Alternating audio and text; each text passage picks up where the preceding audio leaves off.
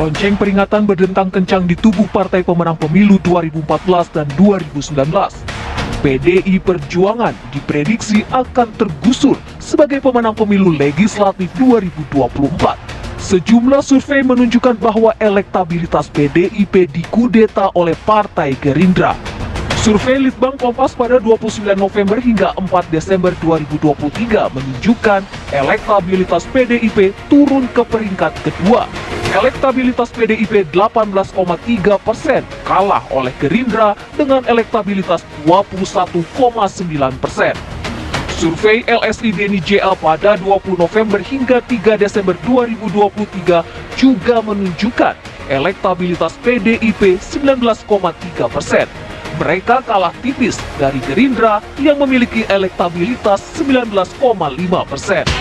Namun, survei Poltreking Indonesia pada 29 November hingga 5 Desember masih menunjukkan PDIP sebagai partai dengan elektabilitas tertinggi, 22,2%. Mereka di atas Gerindra yang memiliki elektabilitas 18,3%.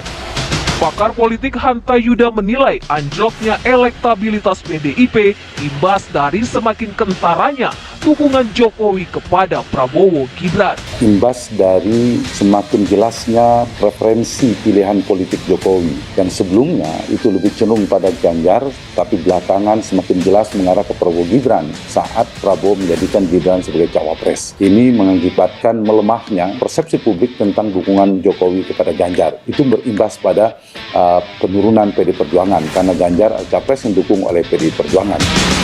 Hanta juga menyatakan migrasi pemilih Jokowi dari PDIP ke Partai Gerindra cukup tinggi.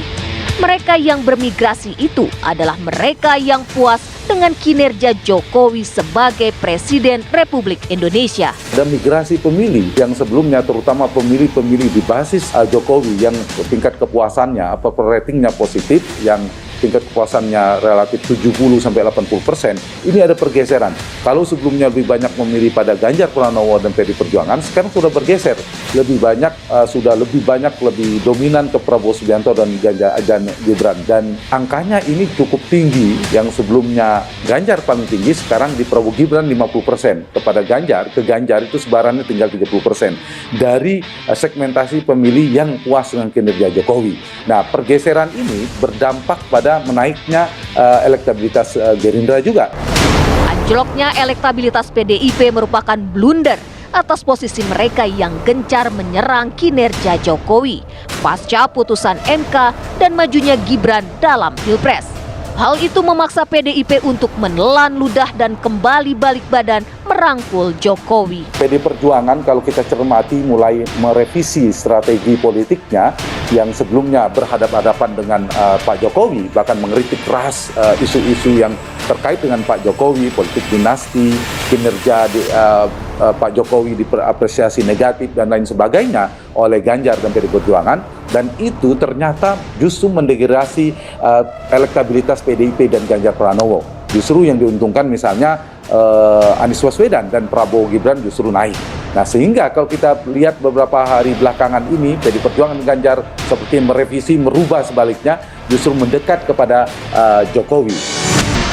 Namun, sikap PDIP yang tiba-tiba melunak pada Jokowi dalam 2 minggu terakhir sepertinya bertepuk sebelah tangan. Jokowi memberi sinyal bahwa ia tak lagi nyaman berteduh di bawah atap rumah PDIP. Hal itu terbaca dari klaim dari PAN yang menyatakan Jokowi adalah kader mereka. Dalam kunjungannya ke luar negeri, Jokowi juga mengenakan dasi kuning. Partai Golkar pun buru-buru menyatakan Jokowi nyaman bersama mereka. Kita lihat ada fenomena di mana Pak Jokowi kerap menggunakan simbol-simbol partai lain. Dengan PAN misalnya kemarin ada isu menjadi keluarga PAN disebutkan oleh Ketua Umum PAN. Kemudian belakangan juga menggunakan dasi warna kuning yang diidentikan tutup kuning ada Golkar. Kemudian PSI juga marak menggunakan Pak Jokowi sebagai Pak Jokowi adalah PSI dan sebagainya. Sehingga ini mengesankan Jokowi juga memiliki jarak yang dekat dengan partai lain. Pesan tersiratnya adalah Jokowi sudah semakin jauh dengan PDI Perjuangan.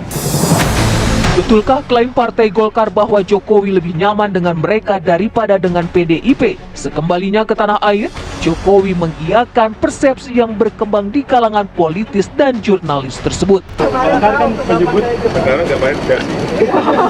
Golkar menyebut Bapak nyaman dengan Golkar sehingga Sekarang nggak pakai dasi. Kalau soal nyaman itu gimana Pak? dibilang nyaman. Pernyataan Jokowi tersebut tentu saja menjadi tamparan keras bagi PDIP. Revisi sikap politik mereka pada Jokowi dinilai tidak akan signifikan mendongkrak elektabilitas mereka, apalagi Pilpres dan Pileg sudah di depan mata. Mengapa Jokowi begitu berpengaruh terhadap pilihan rakyat dalam pemilu? Hanta melihat tingkat kepuasan rakyat pada kinerja pemerintahan Jokowi menjadi pemicunya. Berdasarkan sejumlah survei, tingkat kepuasan rakyat pada Jokowi di atas 70%.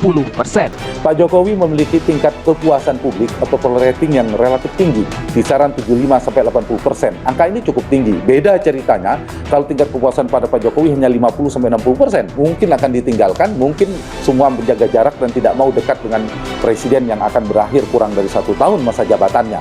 Nah, faktor populernya kinerja Jokowi dan persepsi publik ini menjadi faktor yang paling determinan mengapa Jokowi sangat relatif kuat dalam dinamika politik elektoral. Dengan tingkat kepuasan yang tinggi tersebut, wajar jika rakyat juga mengikuti preferensi politik Jokowi pada pemilu legislatif dan Pilpres 2024. Hal ini membuat partai politik berlomba-lomba menjadi partai yang paling dekat dengan Jokowi. Akankah PDIP bisa merebut kembali dukungan pemilik hak suara seperti pemilu 2014 dan 2019? Ataukah justru mereka benar-benar terjerembab seperti gambaran survei di bulan Desember ini? Waktu yang akan menjawabnya.